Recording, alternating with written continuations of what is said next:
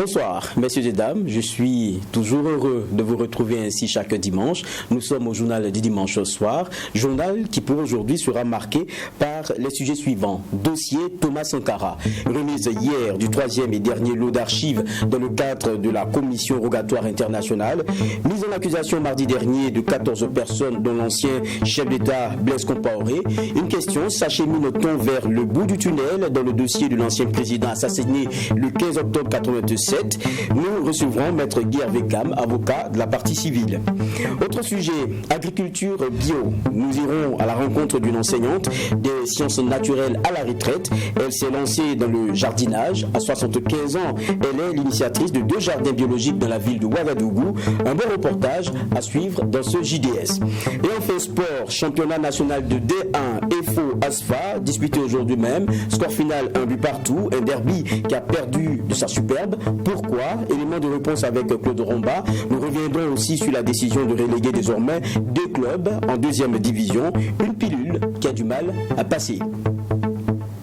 Encore une fois, merci de nous suivre. C'est le déroulé où on parlera comme ça en termes de sujet pour le JDS, le journal du dimanche au soir. Nous allons aller de plein pied dans le premier sujet annoncé. L'État français a transmis ce samedi, c'est-à-dire hier, 17 avril 2021 à Ouagadougou, par l'intermédiaire de son ambassade au Burkina, le 3e et dernier lot d'archives Thomas Sankara dans le cadre de la commission rogatoire internationale.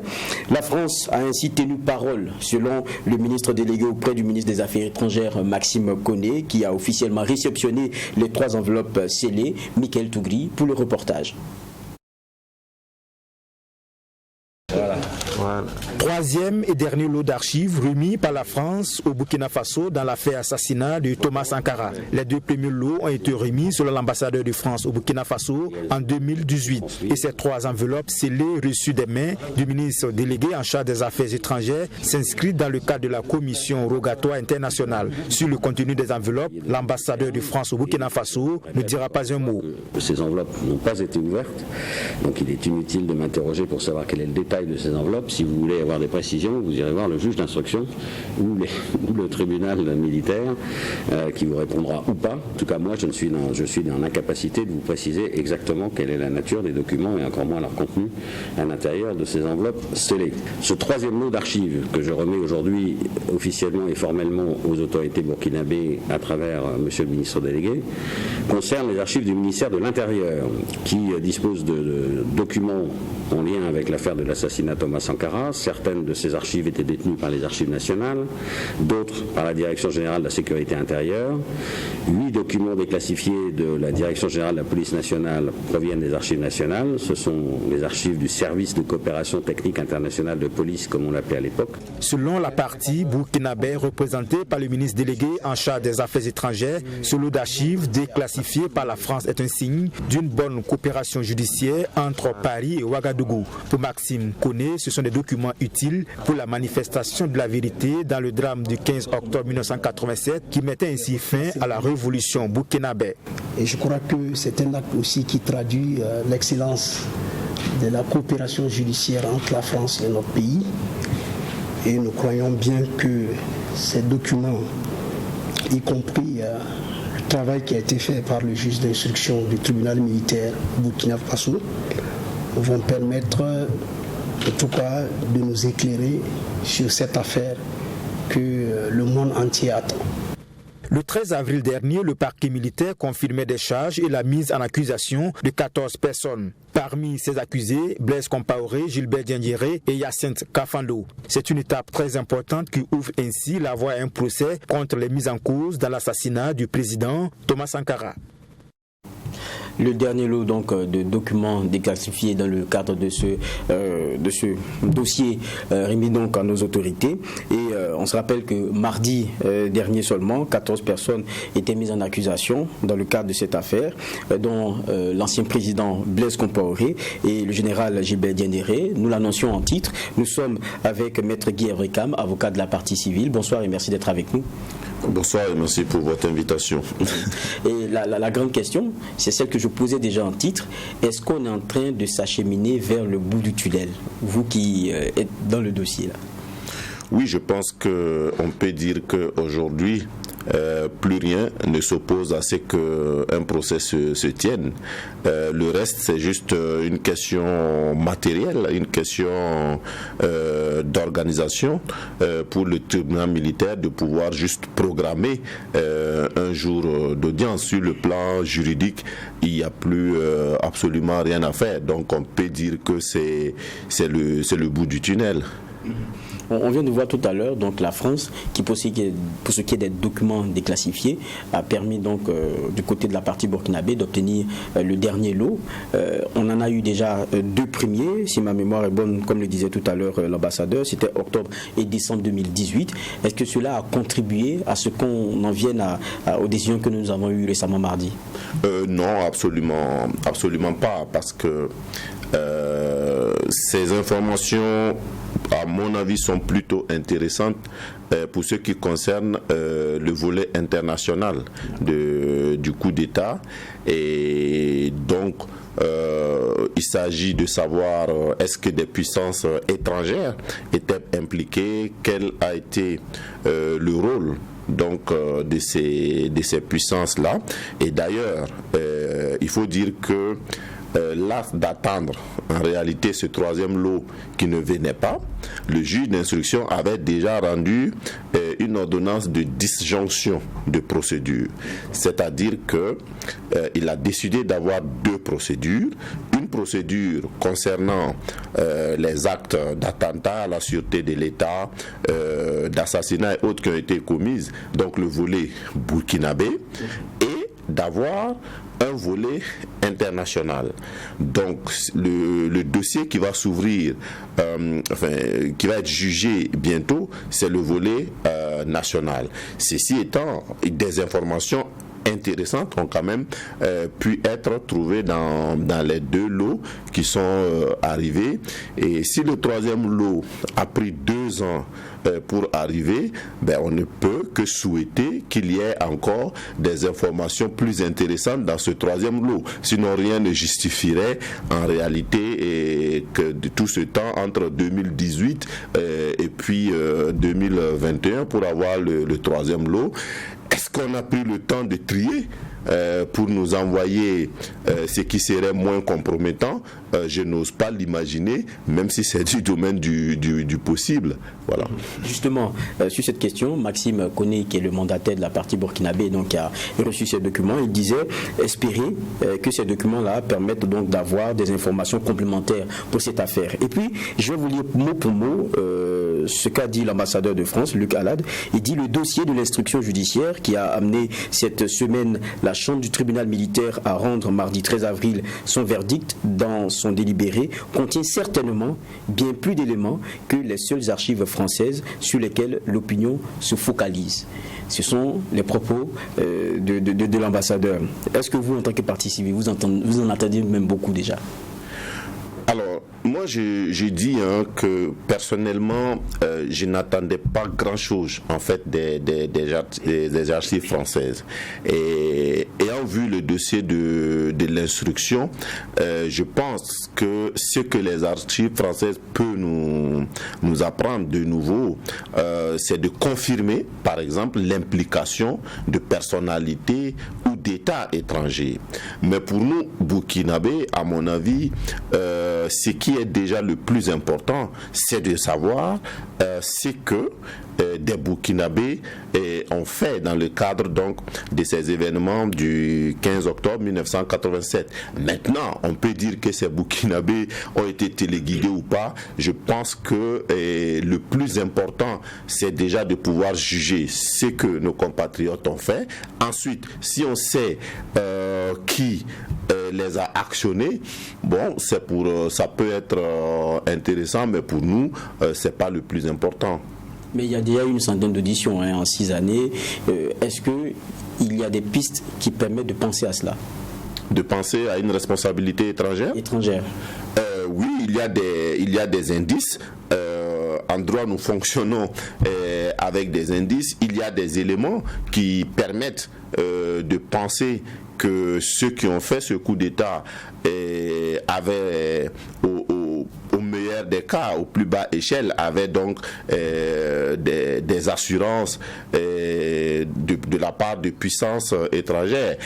S'ils n'ont pas été déterminés par ces puissances étrangères-là, au moins, ils ont eu des garanties donc qu'ils seraient accompagnés. Donc, il y a des indices qui permettent de le penser et on ne peut qu'espérer que le troisième lot puisse conforter en fait ces indices-là pour que ça devienne donc des présomptions sérieuses.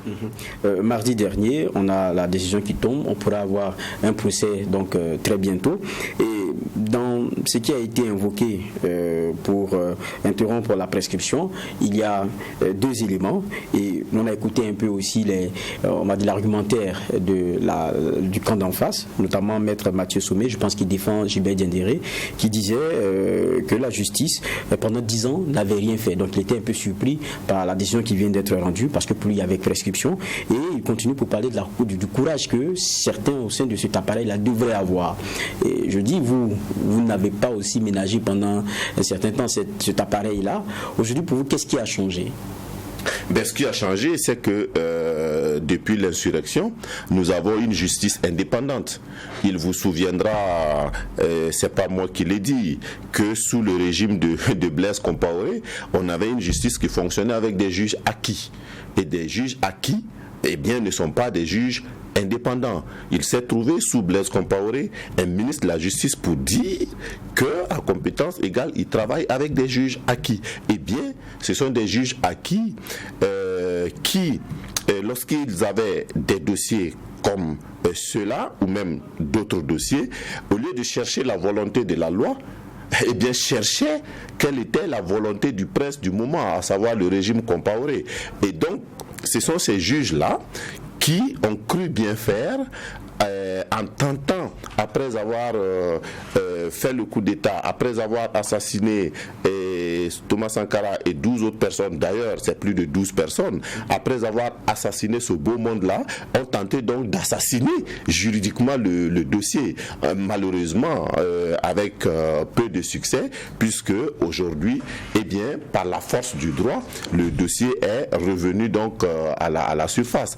Donc on ne peut pas dire en ce moment-là qu'aujourd'hui on a manqué de juges courageux, et au contraire, aujourd'hui on a eu une justice indépendante, donc qui peut rendre une telle justice sans craindre pour sa carrière. Avant, pendant 27 ans, ce n'était pas possible, tout simplement, et des juges ont tenté ça.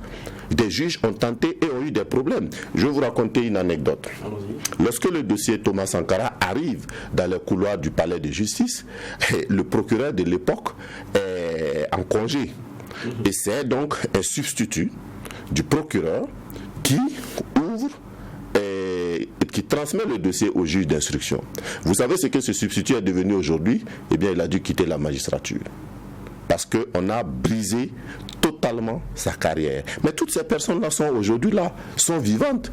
Et c'est par ces juges-là qu'aujourd'hui, peut-être, je ne sais pas si ce sont ces juges-là que mon confrère de la Défense appelle des juges courageux. Mais non, ce n'étaient pas des juges courageux, c'était des juges acquis qui ont appliqué la volonté d'un système en lieu et place de la volonté de la justice. Ne le dites-vous pas parce qu'aujourd'hui c'est en votre faveur? Mais non, mais vous aviez été tous témoins de ce que, et de toutes les péripéties que le dossier Thomas Sankara a subi depuis 1997 que la famille a déposé plainte. Il a fallu une décision du Comité des droits de l'homme des Nations Unies pour dire que justice n'avait pas été rendue dans cette affaire. Et une des injonctions du comité était d'enjoindre au Burkina Faso d'ouvrir une enquête sérieuse dans cette affaire. À partir de ce moment, nous, si nous le disons, nous ne le disons pas parce que, en fait, nous sommes du côté donc des victimes. Nous le disons tout simplement parce parce que ce sont les faits, parce que c'est l'histoire de la justice telle qu'on l'a connue dans cette affaire. Et donc, je parlais de mardi dernier avec la décision qui est tombée. On sait très bien que parmi les 14, il y en a qui sont hors du pays, il y en a qui sont en fuite, mais il y en a qui sont à l'intérieur. Certains sont déjà écroués, Gilbert Diendéré par exemple, mais il y en a par exemple pour lesquels, qui étaient encore dehors, on va dire comme ça. Aujourd'hui, quel est l'état? Quels sont ceux qui ont rejoint des cellules? Alors, j'ai pas la liste en tête, mais ce que je peux dire, c'est que en dehors de ceux qui ont été qui sont écroués, ceux qui sont en fuite, donc hors du pays, le tribunal a décerné mandat d'arrêt pour certains et confirmé le mandat d'arrêt de Blaise Compaoré, parce que contre lui, un mandat d'arrêt avait déjà été décerné. Pour les autres qui avaient déjà été écroués et laissés en liberté, le tribunal donc a ordonné contre eux une ordonnance de prise de corps. Cette ordonnance signifie que ces personnes-là, avant l'ouverture du procès, devront se constituer prisonniers, donc devront repartir à la maison d'arrêt, soit devront y être conduits par la force avant donc l'ouverture du procès. D'accord. Donc, vous évoquez le cas de Blaise Compaoré. Donc, il y a un mandat qui court depuis 2015 et entre-temps, il y a eu le changement des nationalités. Donc, la question de l'extradition, il fallait revoir cela sous un autre angle. Et puis, il y a quand même Yacine Kafando, présumé chef du commando, qui a procédé à l'assassinat, qui lui est en fuite depuis 2015. Quand on regarde, ça veut dire que pour les figures de proue, pour ce qui est de ce qu'on a au Burkina Faso, c'est pas des gens qui seront présents. Ça pourra se faire peut-être par contumace, on dira, mais est-ce que c'est pas un peu décevant? D'abord, je vais commencer par dire que quand vous dites que Blaise Compaoré a pris la nationalité ivoirienne, donc ne peut pas être extradé, je vais dire que c'est pas exact. Parce que la réalité est que ironie de l'histoire, en juillet ou août 2014, les derniers traités qui ont été signés entre le Burkina Faso et la Côte d'Ivoire, dans le cadre du TAC, traité de l'amitié et de coopération entre le Burkina et la Côte d'Ivoire, eh bien, il se trouvait un accord sur la coopération en matière d'extradition. Et cet accord-là, signé par Blaise Compaoré et Alassane Dramane Ouattara, permet effectivement dans ces cas-là d'extrader. Et de toute façon, en droit international, lorsque vous refusez d'extrader, comme on a l'impression que la Côte d'Ivoire veut le faire, vous êtes obligé de juger. On dit, le principe c'est ou juger ou extrader. Mais ce que je veux vous dire, c'est que dans cette affaire, le plus important, et d'ailleurs ça sera une déception dans une certaine mesure, que Blaise Compaoré vienne de répondre à ce procès par la force. Vous savez, il a dirigé quand même notre pays pendant 27 ans. Et je pense que ça doit être un jour de deuil pour tous les Burkinabés si quelqu'un qui nous a dirigé pendant 27 ans n'a pas le courage de venir répondre de ses actes dans une justice qui, après lui, est devenue une justice indépendante. Dans notre pays aujourd'hui, il n'y a pas de peine de mort. Dans notre pays aujourd'hui, tous les textes ont été pris pour rendre la justice indépendante. Et tout cela, avec le rôle qu'il a joué président du Faso pendant 27 ans, moi je pense que, en fait, ce qui serait convenable, ce qui peut rassurer tout le monde, c'est que le président Compaoré vienne dignement répondre à l'appel de la justice.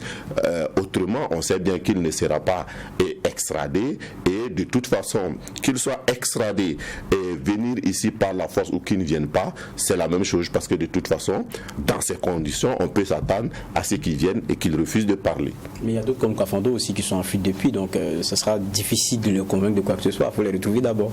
Oui, de toute façon, Kafando, je ne dirais pas que c'est un menu frétin, mais c'est quand même qu'un bras exécutant. Donc, quelqu'un qui peut dire oui, j'ai appuyé sur la gâchette où j'y étais, c'est moins important que ceux qui ont conçu et planifié ce coup d'État. Donc, les comparutions les plus importantes pour que la vérité soit sue, une fois pour toutes dans cette affaire, et de façon indiscutable, c'est la comparution de ceux qui ont conçu et planifié en fait le coup d'État.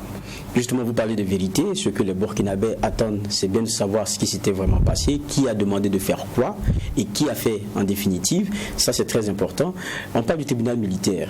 Il y a ce qui avait été élagué il n'y a pas trop longtemps. Je pense que vous étiez aussi avocat dans ces affaires-là, celle du putsch.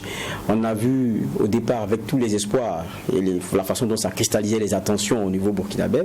Et puis 19 mois après, on a eu une décision, mais entre-temps des suspensions. Une procédure qui a été longue, pénible, quelquefois nourrissant le désintérêt des uns et des autres. Il y a l'espoir aujourd'hui de voir que la vérité vienne. Mais comment vous voyez ce procès-là s'il s'ouvrait? Déjà, il faut comprendre les Burkinabés.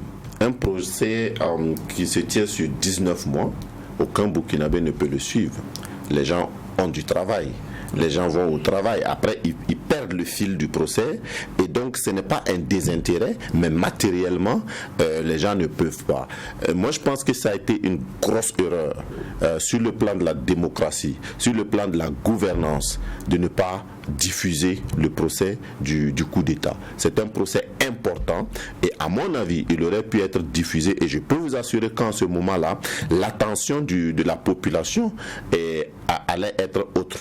Et c'est donc dire que ce procès qui vient, qui est relatif à une affaire qui a quand même constitué un point de fixation de la vie sociopolitique de ce pays pendant 34 ans, que quand même on puisse permettre, n'est-ce pas, de le rendre public, pas seulement en permettant aux gens de venir, mais en permettant aux Burkinabés qui se sont battus pour qu'on en arrive là et qui se trouvent à 500 km de la capitale et qui se trouvent hors du Burkina, de pouvoir en fait participer à la lecture de cette partie de l'histoire de notre pays. Autrement dit, si on doit se contenter de quelques minutes de compte rendu, personne ne peut suivre le fil et les gens ne vont pas suivre. On va dire donc qu'ils se sont désintéressés. Mais il y a quand même une différence. Le procès du putsch, vous aviez 75 accusés, vous aviez près de 400 témoins, et celui-là, bon, vous avez 14 personnes donc qui sont accusées, vous avez moins de témoins, donc on peut s'attendre à ce que ça soit plus digeste que celui donc du coup d'État de 2015. Mais le nombre d'années quand même aussi passé, quelquefois ça ne complique pas la donne. 34 ans, c'est pas rien.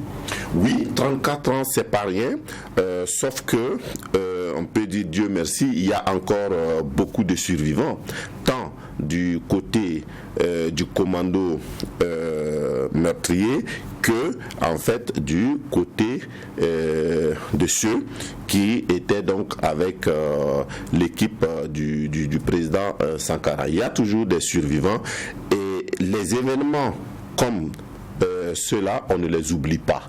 Donc il y a quand même des témoignages qui sont suffisamment corroborés par des faits. Et personnellement, j'avoue que à la connaissance du dossier, je suis agréablement surpris de voir que 34 ans après, on peut quand même avoir la vérité. D'accord, dernière question. Réconciliation, voilà un mot qui est crié aujourd'hui sur tous les toits et qui pour beaucoup devrait être pris en compte dans tous les dossiers, Thomas Sankara y compris. Il y en a qui prêchent la justice transitionnelle, il y en a qui ont d'autres propositions, dans tous les cas, pour que, à la fin, les Burkinabés soient réconciliés entre eux et avec eux-mêmes. Mais vous avez, je me dis, confiance en la justice classique. En quoi est-ce qu'elle peut participer à cette réconciliation? En quoi est-ce qu'elle peut apporter quelque chose? Déjà, dans un pays où on a pu juger une affaire concernant un coup d'État avec près de 75 accusés, 600 parties civiles, plus de 300 témoins, avec plein d'éléments, je pense que dans un pays qui a pu faire ça, c'est même, je dirais, une insulte à la population, à la justice, que de parler de justice transitionnelle. En fait, la justice transitionnelle, comme son nom l'indique, il y a une transition. La justice transitionnelle est intéressante et préconisée dans les situations où vous avez des affaires qui sont telles que la justice normale ne peut pas venir à bout de ces affaires-là. Et donc, il faut trouver une forme de justice transitionnelle pour régler les problèmes et ensuite, la justice normale va reprendre le cours. Un exemple concret de justice transitionnelle, c'était les gachacha au Rwanda. Et pourquoi on a pris les gachacha au Rwanda? Parce que le nombre de personnes qui étaient impliquées, s'il fallait les juger en 80 ans, la justice rwandaise n'aurait pas encore fini de les juger. Donc à partir de ce moment, il faut trouver une solution. On ne peut pas garder des gens 80 ans sans jugement. Mais dans notre pays, il n'y a pas ce type de problème. Donc la justice, on n'a pas besoin de justice transitionnelle. Ceux qui parlent de justice transitionnelle, tout simplement ne veulent pas que les personnes accusées comparaissent devant la justice. Ils veulent trouver une sorte de gentleman agreement où on va blanchir ces personnes-là devant une instance que personne ne maîtrise et qu'ils baptisent pour la circonstance justice transitionnelle. Pour dire la vérité, ça ne veut absolument rien dire dans un contexte comme le Burkina Faso. Et pour vous, c'est la justice normale, donc classique, qui permettra d'avoir et la vérité et de permettre une réconciliation possible? Alors, une réconciliation possible avec ou sans la justice, tout dépend en réalité des victimes et de ceux qui sont coupables.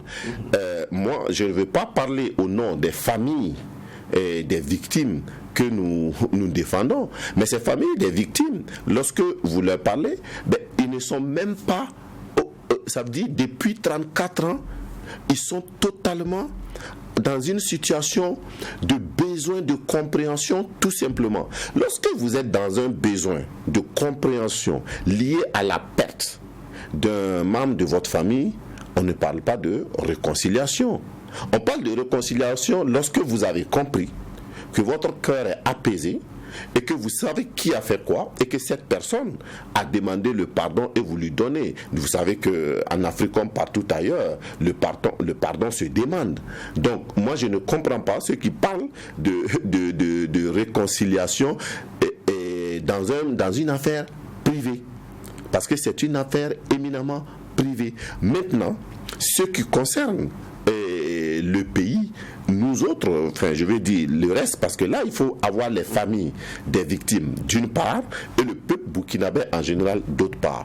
Oui, le peuple burkinabé en général est considéré par cette affaire, parce que autant les familles voient la perte d'un être cher, autant le peuple voit l'assassinat d'un espoir. Et à partir de ce moment, les gens veulent comprendre. Et cette compréhension-là, pour moi, ne peut pas s'accommoder d'une forme quelconque de réconciliation. Je ne comprends pas. Et c'est pour ça que j'ai la faiblesse souvent de penser que quand on parle de réconciliation, on souhaite donc en réalité qu'on passe les affaires judiciaires en perte et profit, et que donc voilà, on permette tout simplement à ceux qui ont commis des torts, eh bien, de se la couler douce, si on peut le dire ainsi. Merci bien, Maître Guy Hervé Kam, d'être passé sur ce plateau. Ce qu'on va attendre, c'est le procès. Je vous remercie. Voilà, on va vous accompagner avec un reportage toujours sur la question. Depuis 6 ans, une centaine d'auditions donc ont été menées par la justice burkinabé, qui a également fait exhumer la dépouille de Thomas Sankara, on se rappelle, pour des analyses ADN. En février 2020, une première reconstitution de son assassinat s'était déroulée sur les lieux du crime, au siège du Conseil national de la Révolution CNT à Ouagadougou même, et mardi dernier, donc l'inculpation de 14 personnes. Retour donc sur cette décision de mardi avec notre reporter.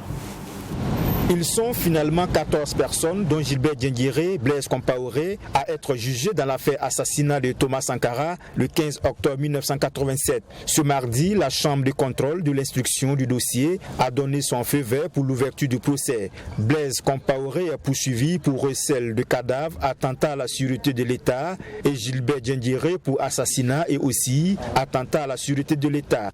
Pour le parquet militaire, il existe suffisamment de charges contre Blaise Compaoré, Gilbert Diendéré et les autres dans les faits à eux reprochés. Quant à Maître Séraphin Somé, avocat du général Gilbert Diendéré, lui il parle d'une volonté manifeste de la justice de tordre le cou à la loi et à la procédure. Il y a eu 2 actes au moins qui ont interrompu cette prescription.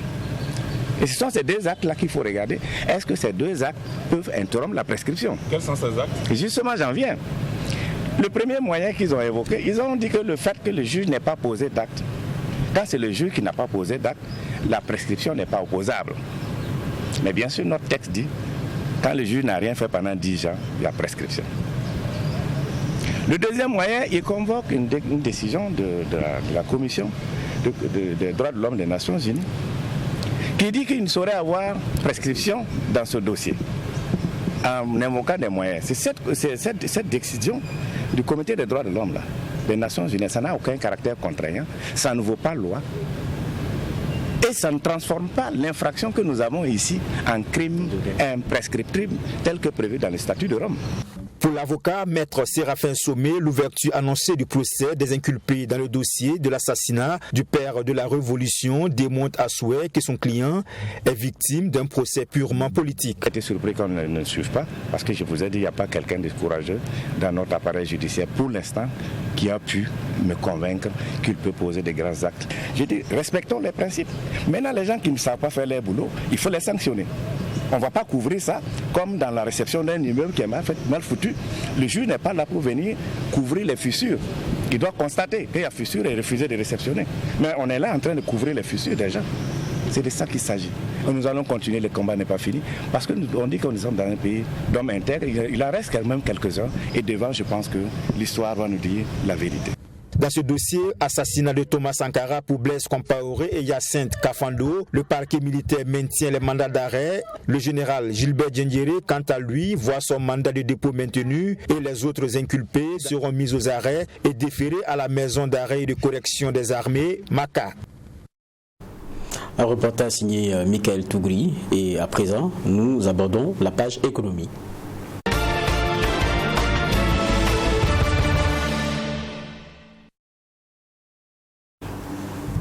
Et dans cette page économie, celui que je reçois, c'est David Nada. Bonsoir et merci d'être avec nous. Bonsoir Geoffroy, c'est toujours un plaisir.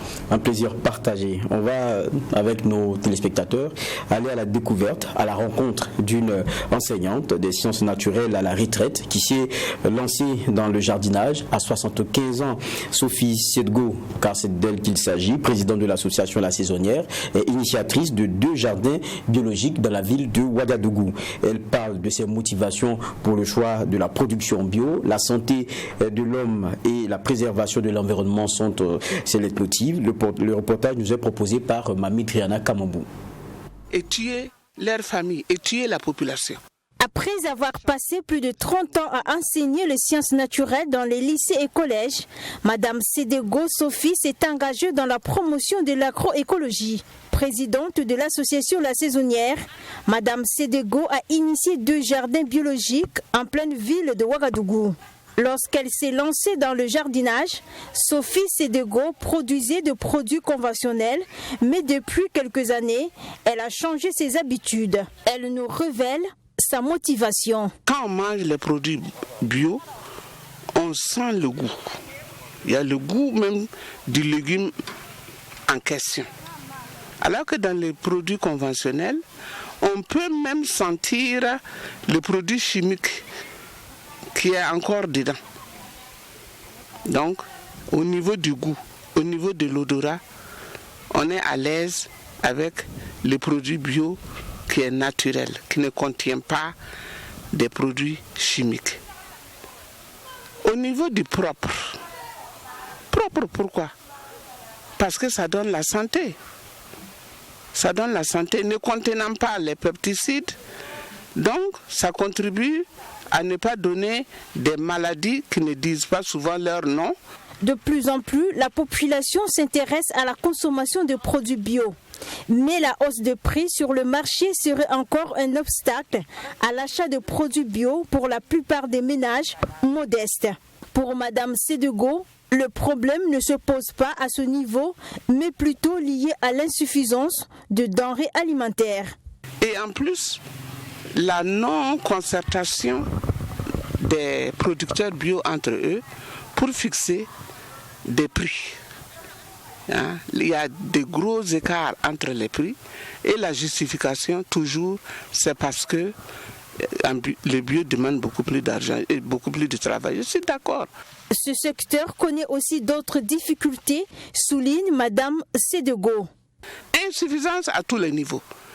Insuffisance au niveau des acteurs, insuffisance au niveau des intrants, insuffisance même au niveau des semences, parce qu'il y a aussi des semences bio. Vous voyez? Donc c'est tout ça qui fait que ceux qui arrivent à produire bio avec une main-d'œuvre limitée ou avec une main-d'œuvre payante ne peuvent que mettre le prix haut pour pouvoir récupérer. En plus de cette production, l'association La Saisonnière fait de la culture hors sol. Une initiative qui a été développée pour pallier le manque de terres cultivables et vise à ravitailler les familles en légumes. Le principe, c'est de cultiver avec le matériel de récupération, les pneus, les seaux usagés, tout ça. Et il y a une technique aussi qui s'est développée, à savoir confectionner des tables adaptées à cette culture hors sol.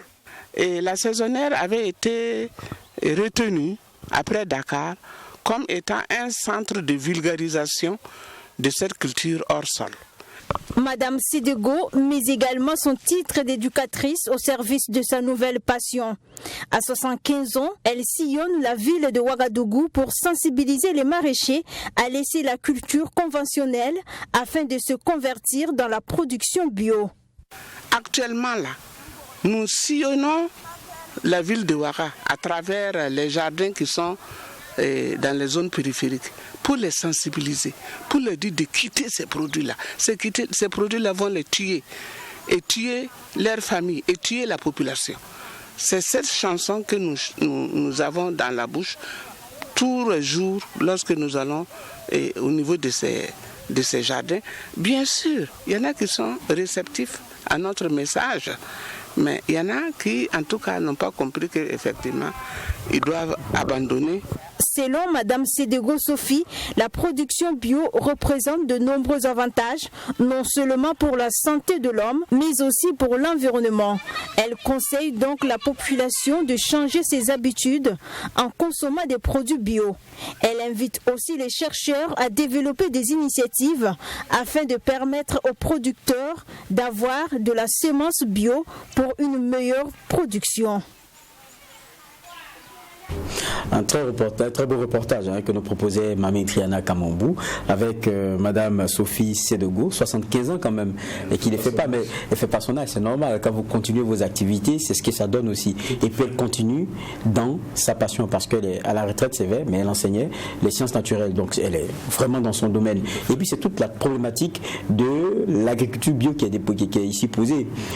Les intrants, elle le dit, la difficulté à les avoir, la difficulté à être accompagné, et puis à la fin, avec les efforts que vous y mettez, le coût ou le prix que vous fixez qui ne paraît pas compétitif au regard d'un certain nombre d'éléments. Oui, l'agriculture bio, Geoffroy, c'est un sujet qui fait actualité en ce moment. C'est vrai que les avis sont partagés sur la question, mais du reste, il faut retenir que d'un point de vue santé et puis développement durable, c'est à promouvoir. Maintenant, comme vous le savez, parfois lier les ambitions pécuniaires, c'est-à-dire les ambitions économiques, et puis également la volonté de faire quelque chose de pérenne et de sauvegarder l'environnement, ça ne rime pas forcément ensemble. Donc ici, vous avez une agriculture bio qui, comme elle l'a dit, demande beaucoup en termes d'efforts physiques, en termes d'efforts même matériels, et donc qui demande encore plus de temps, parfois plus de surface pour pouvoir produire.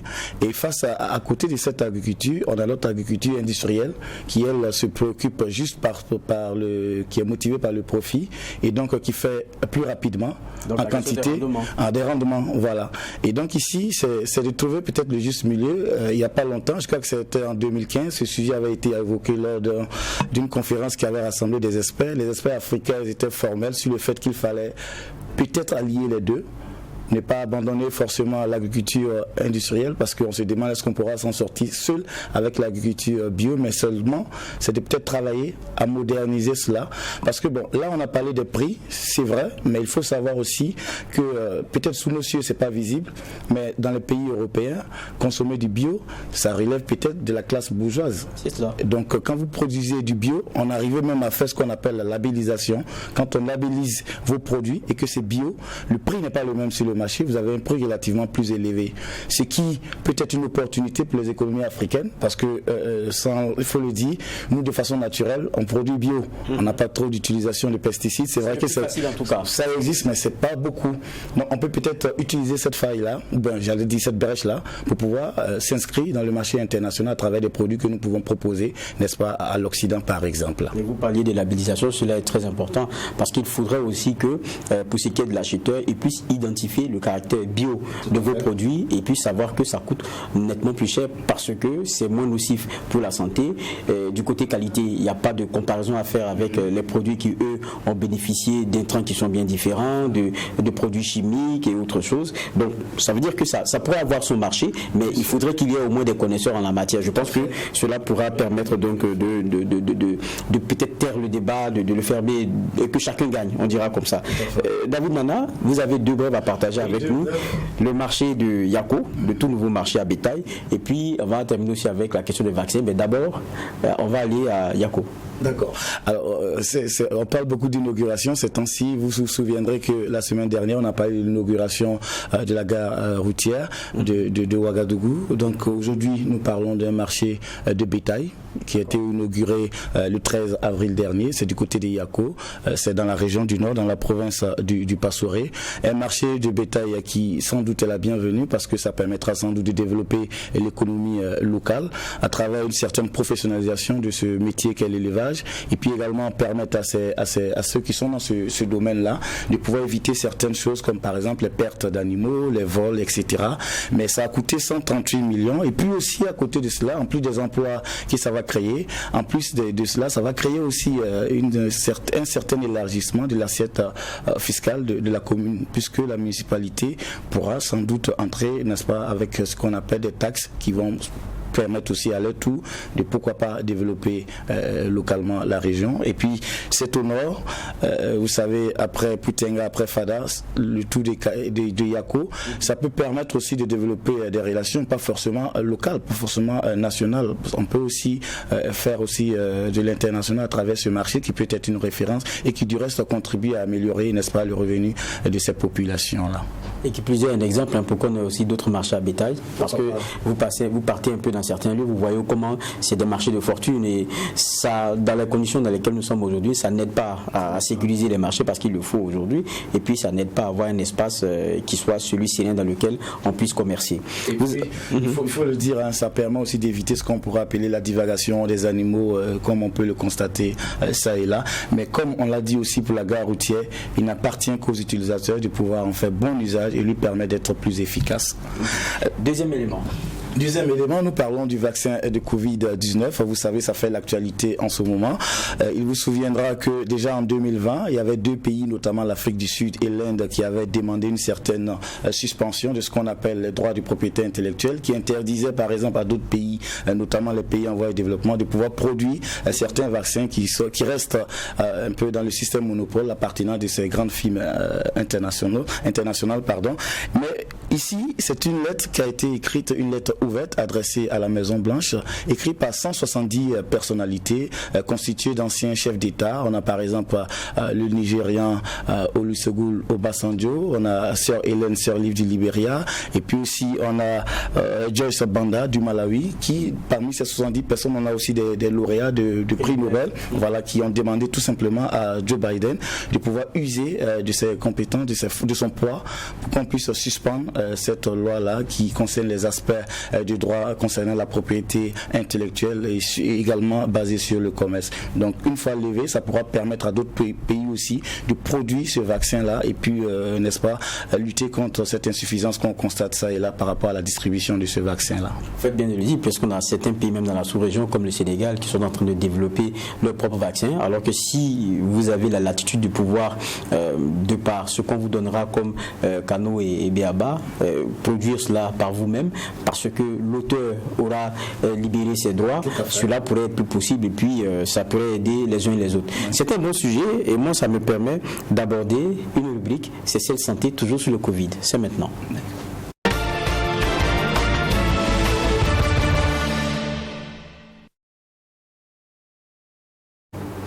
Je vous dirai donc merci à David Nana avec le reportage d'ailleurs que je vais proposer maintenant. C'est le ministre de la Santé, le professeur Charlemagne Ouedraogo, qui a échangé hier samedi 17 avril avec des journalistes de plusieurs médias burkinabés sur les projets de priorité de son ministère. Et parmi ces projets et priorités-là, il y a le plan d'urgence pour les hôpitaux de référence en cette période de Covid-19 et l'introduction des vaccins contre la maladie à coronavirus au Burkina Faso. Fatima Nikema pour le reportage. L'introduction du vaccin contre la pandémie à coronavirus au Burkina Faso est l'une des questions qui ont été abordées lors de ce déjeuner de presse. Un vaccin qui fait objet de polémiques un peu partout dans le monde et surtout sur les réseaux sociaux. Selon le ministre de la Santé, depuis 40 ans, le Burkina Faso utilise la vaccination comme stratégie de lutte contre les maladies. Il n'y a pas de raison de s'inquiéter, a-t-il ajouté. Donc aujourd'hui, il n'est point question de remettre la vaccination en cause, car nous connaissons tous l'intérêt de la vaccination, du programme élargi de vaccination. Le vaccin qui vient d'arriver actuellement est la vaccination contre la Covid. Il y a eu beaucoup de débats sur ce médicament. Beaucoup de débats, vrai, faux.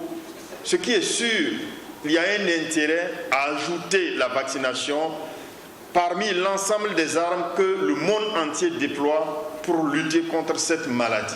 Un organe de coordination nationale a donc été installé afin de faciliter le processus de vaccination. Des vaccins gracieusement offerts par les partenaires du pays, à en croire le ministre Charlemagne Ouedraogo. Nous allons nous adresser aux couches vulnérables selon les conseils du GTCV pour pouvoir déployer les 20% de couverture qui correspond à environ 1 380 000 doses qui seront administrées en 2 fois dans un intervalle de moins d'1 mois, 3 semaines à 1 mois.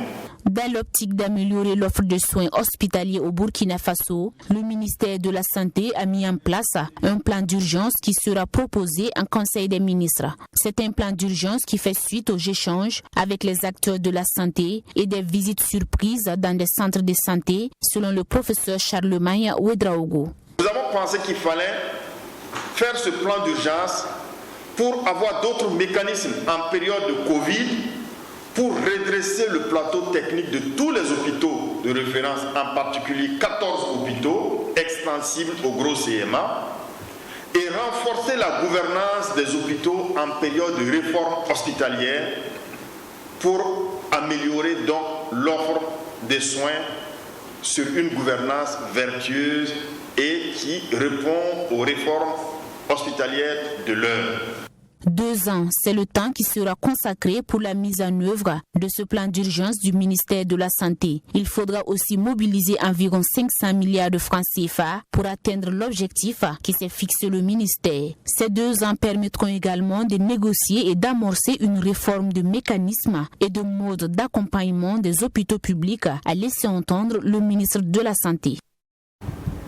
Nous abordons à présent la dernière rubrique de ce JDS, journal du dimanche au soir, et c'est la rubrique sport.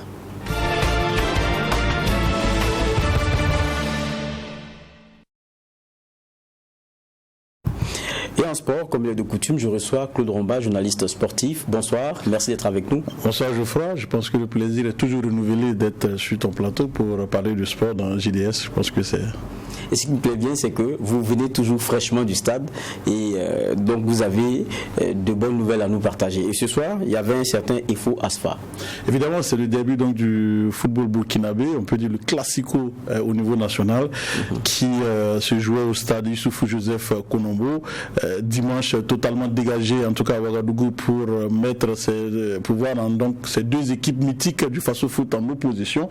Il faut dire que on attendait le public n'a pas forcément fait le déplacement assez massivement, mais pour le Faso Foot, en tout cas, c'est la première fois qu'on voit un public comme ça. Le jeu n'a pas été du tout d'un très haut niveau, mais je pense que quand même dans l'engagement, on a vu en tout cas deux équipes qui se sont données. On a senti un peu le derby en tout cas dans l'engagement en tout cas de certains joueurs. C'est vrai que l'ASFA a beaucoup mis le pied sur le ballon et s'est créé beaucoup d'occasions et d'énormes occasions, des ratés qu'on ne comprend pas, notamment avec donc l'Ivoirien, dans son attaquant ivoirien qui a raté et qui a même touché du bois. Donc évidemment l'ASFA, à force de pousser et qui ne réussit pas évidemment à marquer en football, c'est connu également. Vous voyez ce ballon qui prend le poteau sortant, joué de malchance en tout cas de la part donc de l'attaquant ivoirien de l'Efo. Et puis maintenant sur cette action, l'Efo va ouvrir le score par Yannick Stéphane Poronogo. Je vois que c'est un but de grand attaquant sur cette action. Je pense que il a joué de beaucoup de malice et bon, il a dévancé la défense de l'État filant de Ouagadougou. Mais bon, l'ASFA a eu les ressources nécessaires pour revenir au score grâce à Moukailou Drabo.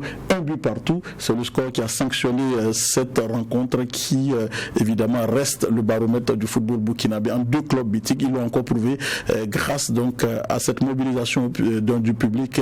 Jamais le Faso Foot n'aura fait autant de recettes avec avec 1787 tickets vendus pour une recette de 933 200 francs.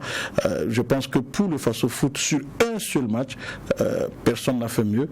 C'est vrai qu'à Bobo Dioulasso, il y avait RCB, ASFB également aussi, qui est un autre classique du football bobolais. Là, on a vendu 1200 tickets et je pense que c'est vrai également que lors du match aller Efo Asfa, on a vendu plus d'1 million de francs de tickets, mais ça aussi, il faut dire qu'il y avait deux matchs, mais sur une seule rencontre. Voilà, c'est dire que le classique Efo Asfa reste toujours évidemment assez populaire donc au Burkina Faso. Des images que nous proposait Assami Thiem Touré, qui a le rendez-vous sport aussi de demain, de décryptage notamment de ces rencontres-là.